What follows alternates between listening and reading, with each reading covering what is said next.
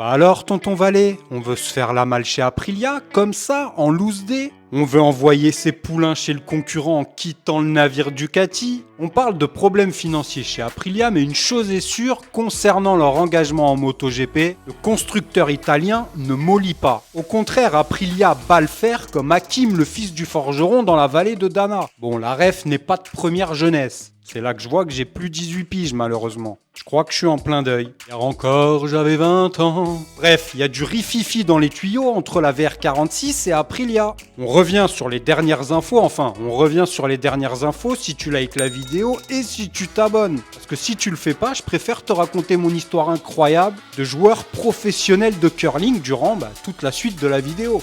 Tu l'auras cherché, vénard.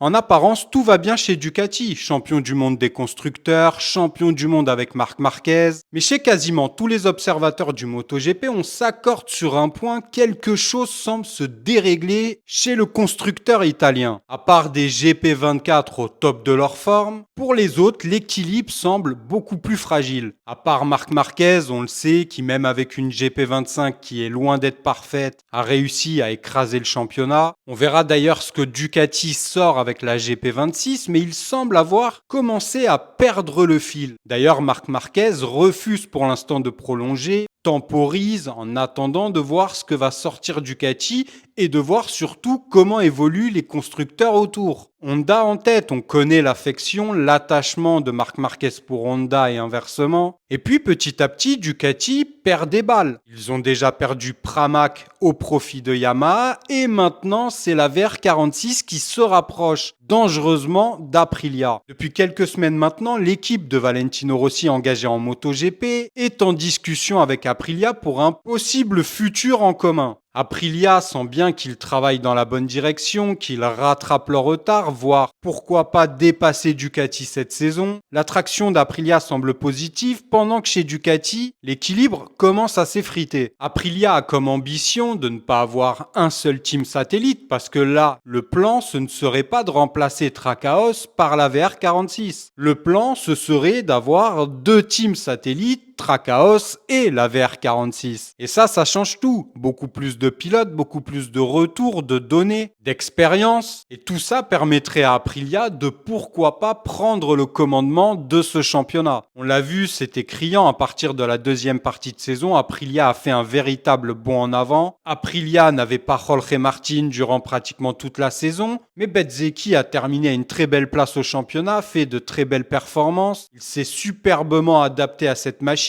qui semble de plus en plus homogène sur de plus en plus de circuits. Et ça, c'est pas tombé dans l'oreille d'un sourd. Le tonton Valet, il traîne, il observe. Il voit qu'Aprilia est en forme et avec un peu plus de moyens, il est fort probable qu'Aprilia puisse dépasser Ducati. VR46 qui est devenu avec le départ de Pramac le premier team satellite de Ducati avec des gros moyens. En 3 saisons, c'est 4 victoires, 34 podiums. Sauf que cette saison, la machine s'est enrayée. 0 victoire malgré 13 podiums, mais avec un team Gresini qui est venu voler la vedette à la VR46 avec un Alex Marquez flamboyant sur la GP24. Mais il y a une autre raison pour laquelle la VR46 se rapproche d'Aprilia et pense à un départ de chez Ducati. Souvenez-vous, cette saison, la fuite à Misano. Certains dirigeants de Ducati ont laissé fuiter le fait que la VR46 aidait Francesco Bagnaia en lui prêtant son prototype au test de Misano et s'en est suivi ce fameux Grand Prix du Japon où Bagnaia a tout écrasé. Et la VR46, ça, clairement, ils l'ont en travers de la gorge. Et puis, il y a Davide Brivio chez Aprilia dans le team Trackhouse, ami de longue date et intime de Valentino Rossi. C'est lui-même qui avait convaincu Valentino Rossi en 2004 de rejoindre Yamaha, avec le succès qu'on lui connaît. D'ailleurs, on parle même d'un jeu de quilles exceptionnel, car Tech 3 chez KTM n'est plus si à l'aise que ça, le constructeur autrichien en proie à de grosses difficultés financières, et Ducati n'accepterait pas de se retrouver avec un seul team satellite, donc tente de se rapprocher de Tech 3 pour les faire venir au cas où ils perdraient la VR46.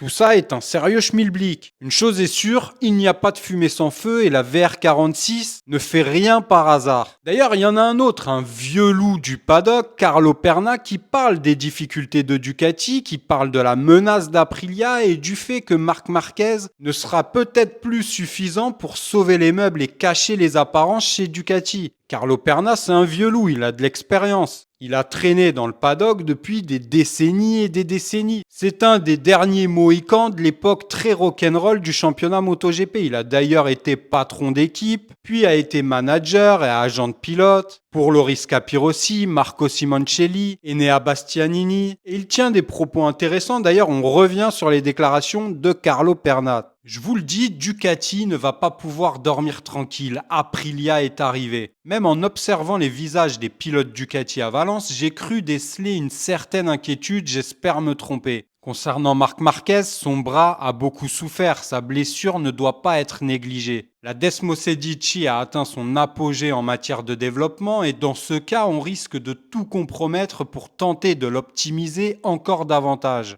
La GP26 pourrait être la GP de trop. Aprilia est arrivé maintenant et tous les autres moteurs progressent. Je suis presque tenté de dire que l'Aprilia de cette année est une meilleure moto que la Ducati de cette saison. Soyons clairs, Marc Marquez a fait la différence, mais je ne sais pas si l'année prochaine ce sera suffisant. Eh bien écoutez mes amis, on va rester attentifs, mais une chose est sûre, il se passe quelque chose chez Ducati, personne n'est dupe, même si encore une fois, si on regarde les stats, tout a l'air de bien se passer, champion du monde avec Marc, champion du monde des constructeurs, mais on sent bien que quelque chose se dérègle chez Ducati, il y a cette histoire de Pecco Bagnaia qui a vécu une saison cauchemardesque, qui a l'air totalement perdu. D'ailleurs, même Marc Marquez a tenu des propos récemment où il demande à Pecco Bagnaia de se ressaisir. Il dit que Ducati a besoin de Pecco. C'est sûr que le soldat Marc ne va pas pouvoir faire tout seul. Et d'ailleurs, sans transition, on a beaucoup parlé ces derniers jours de Jorge Lorenzo. Jorge Lorenzo qui va devenir le nouveau coach de Maverick Viñales. Il va lui apporter son expertise, son expérience. Le pilote mallorquin a également mis quelques cartouches aux différents pilotes sur la grille, en disant qu'il n'était pas assez focalisé sur le MotoGP uniquement, qu'il pensait trop aux filles, à faire la fête. Mais il épargnait Marc Marquez et surtout Pedro Acosta qu'il a l'air de vénérer. Pour une fois, je suis plutôt d'accord avec Jorge Lorenzo concernant Pedro Acosta. C'est un pilote qui a faim et qui, à l'avenir, avec une bonne machine, peut faire de grandes choses. Par contre, chez les Lorenzo, il y a le fils. Je vous donne le père. Le père qui, lui aussi, régulièrement donne son ressenti sur le MotoGP. Il a une émission sur YouTube, il a une académie. Je sais pas si c'est toujours le cas, mais il avait une école, en tout cas, pour former des jeunes pilotes. Et Ciccio Lorenzo, qui a un nom de churros, lui aussi met également une cartouche à quasiment tous les pilotes de la grille en disant qu'ils n'ont absolument pas le niveau d'une certaine époque, de Marc Marquez, Valentino Rossi. Il cite également son rejeton Jorge Lorenzo, ainsi que Dani Pedrosa. On revient sur les déclarations de Churros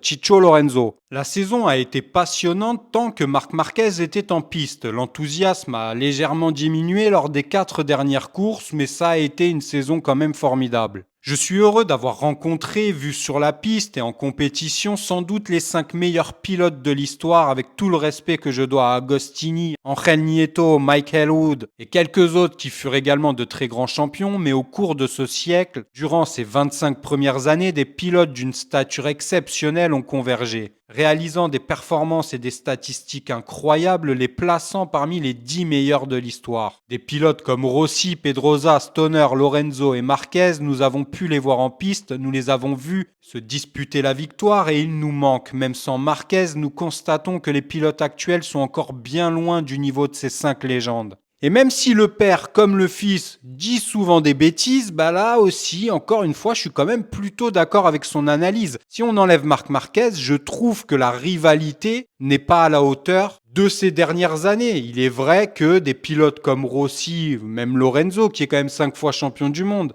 d'un Dani Pedrosa, d'un Stoner, d'un Marquez est quand même bien plus élevé que la concurrence actuelle. Après, j'attends quand même de voir un Fabio Quartararo avec une meilleure machine, un Pedro Acosta par exemple qui a beaucoup de potentiel. Ce sont des pilotes avec un grand talent, mais qui n'ont pas le matériel actuellement pour le démontrer. Il y a d'autres pilotes qui sont très forts, Bezzecchi, Bagnaia, mais c'est vrai que pour moi, on n'est pas à la hauteur du niveau de ce genre de pilote. Et il y en a un qui aimerait bien intégrer ce genre de classement, d'ailleurs il en était pas loin, Maverick Viñales. À ses débuts, Maverick était considéré comme un top pilote. Il a glané des victoires quasiment partout où il est passé. Un pilote très rapide, très doué, mais avec un petit faible au niveau psychologique ou mental. Et c'est pour ça qu'il a annoncé maintenant être l'élève de Jorge Lorenzo. Il va être coaché par l'ancien pilote mallorquin et on revient sur leurs déclarations. Ils pensent qu'ils vont tout exploser. On commence par les déclarations de Jorge Lorenzo. Nous avons été rivaux avec Maverick pendant 4 ans. Il y a parfois eu des tensions comme à Montmelo où nous étions à 2 doigts de nous étrangler. S'il n'y avait pas eu de caméra, nous nous serions entretués. Mais Maverick a toujours eu un tel talent que je le comparerais aux 4 ou 5 plus grands pilotes, tant en termes de talent que de vitesse pure. Il n'a rien à envier, Stoner est peut-être le seul à posséder un talent exceptionnel, mais avec Valentino, Pedrosa, Marc et moi, Maverick n'a rien à envier à personne. Bon, le mec se met quand même au même niveau que Marc Marquez et Valentino Rossi.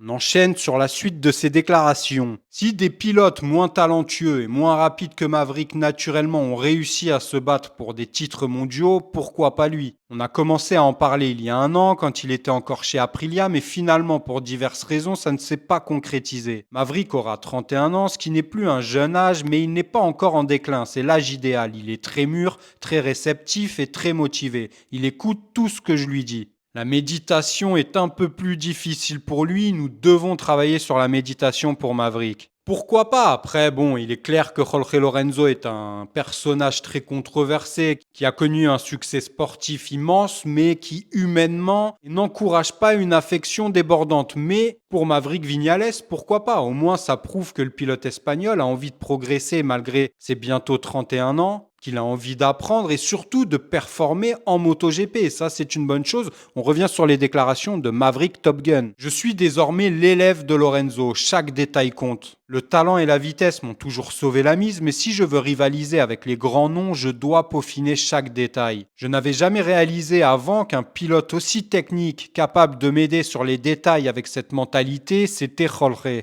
Il y a 2 ans, c'était impossible. Et puis, c'était impossible avec ma famille. Je ne pouvais pas laisser ma femme seule. Maintenant, je sais que je peux le faire et je suis déterminé. Eh bien, écoutez, c'est tout ce qu'on souhaite à Maverick, qui est un personnage plutôt sympathique, je trouve, qui a un énorme talent, c'est vrai, mais qui a toujours souffert d'une force mentale fragile et s'est perdu dans de nombreux moments de sa carrière, mais il reste un pilote très talentueux, très rapide, et ça ne peut lui faire que du bien de travailler avec un pilote avec autant d'expérience, mine de rien, que Jorge Lorenzo. Enfin bref, la bombe du jour, c'est la VR46 qui se rapproche dangereusement d'Aprilia. Donnez-moi votre avis. On se retrouve lundi pour une prochaine vidéo et tout au long de la semaine sur mes réseaux sociaux. N'oubliez pas de liker la vidéo et de vous abonner. À lundi sur Vinson IGP. Ciao.